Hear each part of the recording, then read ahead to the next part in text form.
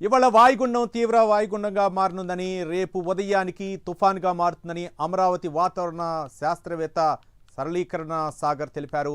ఎల్లుండి తీవ్ర తుఫాన్గా బలపడుతుందని, శ్రీకాకుళం మచిలీపట్నం మధ్యలో కాకినాడ వద్ద తీరం తుఫాన్గా దాటుతుందని, ఈ సమయంలో గంటకు 90 నుంచి 110 కిలోమీటర్ల వేగంతో గాలులు వేస్తాయని చెప్పారు. ఏపీలో భారీ నుంచి అతి భారీ వర్షం కురుస్తాయని, తుఫాను ప్రభావంతో ఇవాళ రేపు కోస్తా జిల్లాలో భారీ నుంచి అతి భారీ వర్షాలు కురిసే అవకాశం ఉందని, రాయలసీమ జిల్లాలో కూడా ఒక మాదిరి నుంచి భారీ వర్షం కురుస్తుంది.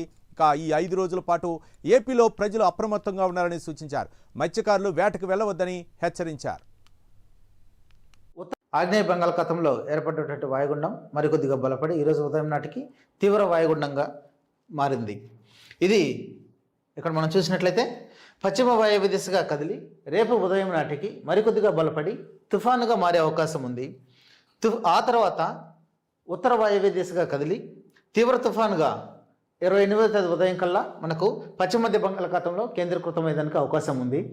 ఆ తర్వాత ఉత్తర వాయువ్య దిశగా తన దిశను కొనసాగిస్తూ మచిలీపట్నం శ్రీకాకుళం మధ్య అనగా దాదాపుగా మన కాకినాడ దగ్గర తీరం దాటే అవకాశం ఉంది.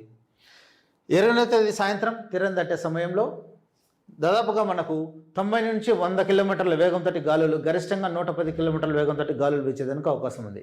ఇక దీని ఫలితంగా రాష్ట్రానికి ఉన్నటువంటి వాతావరణ సూచనలు మరియు హెచ్చరికలు గమనించినట్లయితే రాబోయే రోజుల్లో మనకు రాష్ట్రంలో విస్తారంగా వర్షాలు కురిసేయడానికి అవకాశం ఉంది.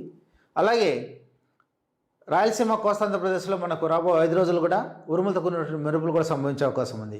ఇక వర్ష హెచ్చరిక గమనించినట్లయితే ఈరోజు ఈ రాబోతున్నటువంటి తుఫాను ప్రభావం వల్ల మనకు 1 లేదా 2 చోట్ల, మరి ముఖ్యంగా కోస్టల్ జిల్లాలో 1 లేదా 2 చోట్ల భారీ వర్షాలు రావడానికి అవకాశం ఉంది.